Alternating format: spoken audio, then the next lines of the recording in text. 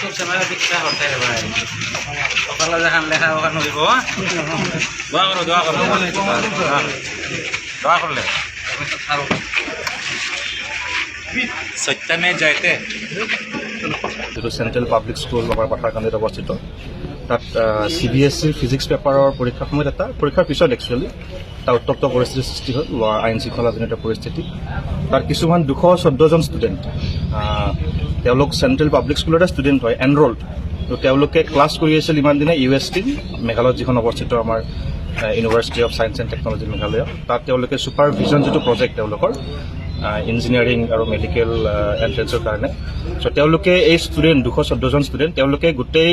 মানে through out the period তেওঁলোকে class কৰি আছিল তাত USTমত কিন্তু পৰীক্ষা দিব আহিছে ইয়াতে আৰু তেওঁলোকে লগত কথা পাতি গম পোৱা গ'ল যে তেওঁলোকক প্ৰলোভন দিয়া হৈছিলে যে ইয়াতে তেওঁলোকক চেণ্টাৰটো দি তেওঁলোকক আনফেয়াৰ মিনছেৰে এটলিষ্ট পৰীক্ষাটো যাতে ভালকৈ পাছ কৰি যাব পাৰি সেনেকুৱা ধৰণৰ প্ৰলোভন দিয়া হৈছিলে আৰু যেতিয়া তেওঁলোকে যিটো ষ্টুডেণ্টখিনিয়ে কৈছে যে ইয়াৰ যিখিনি লোকেল 41জন ষ্টুডেণ্ট আছিলে CPA চেণ্ট্ৰেল পাব্লিক স্কুলৰ তেওঁলোকক হেল্পটো কৰিলে মানে আনফেয়াৰ মিনছেৰে কিন্তু এই 214জন যি আহিছিলে তেওঁলোকক কৰিব নোৱাৰিলে ত' সেইকাৰণে তেওঁলোকৰ মাজত এটা মানে তেওঁলোকে অলপ বিক্ষোভ প্ৰদৰ্শন কৰিলে আৰু এই গোটেই ঘটনাক্ৰমটো যেতিয়া আমি ভালকৈ চালি জাৰি চালোঁ কিছুমান ষ্টুডেণ্টৰ লগত কথা পাতিলোঁ আমি তাত গম পোৱা গ'ল যে মেচিভ ইৰেগুলাৰিটিজ এন'মলিজ ইয়াত আছে গোটেই ছিষ্টেমটোত আৰু যি তেওঁলোকক ইঞ্জিনিয়াৰিং মেডিকেলৰ কোচিং দিয়া হৈ আছে under the aegis of vision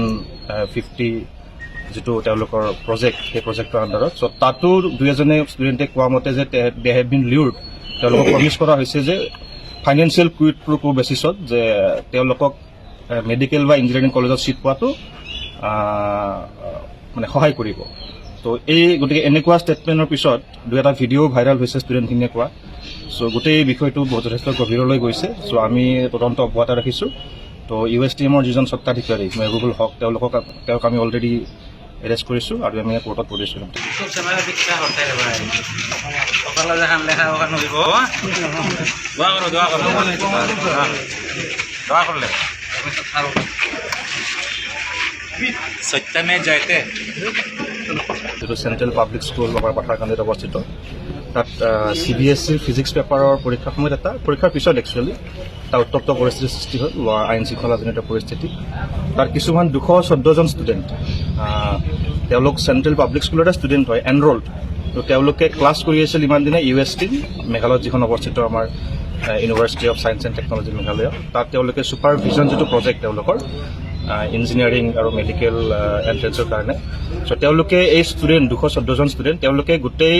মানে থ্ৰু আউট দ্য পিৰিয়ড তেওঁলোকে ক্লাছ কৰি আছিল তাত USTমত কিন্তু পৰীক্ষা দিব আহিছে ইয়াতে আৰু তেওঁলোকে লগত কথা পাতি গম পোৱা গ'ল যে তেওঁলোকক প্ৰলোভন দিয়া হৈছিলে যে ইয়াতে তেওঁলোকক চেণ্টাৰটো দি তেওঁলোকক আনফেয়াৰ মিনছেৰে এটলিষ্ট পৰীক্ষাটো যাতে ভালকৈ পাছ কৰি যাব পাৰি সেনেকুৱা ধৰণৰ প্ৰলোভন দিয়া হৈছিলে আৰু যেতিয়া তেওঁলোকে যিটো ষ্টুডেণ্টখিনিয়ে কৈছে যে ইয়াৰ যিখিনি লোকেল 41জন ষ্টুডেণ্ট আছিলে CPA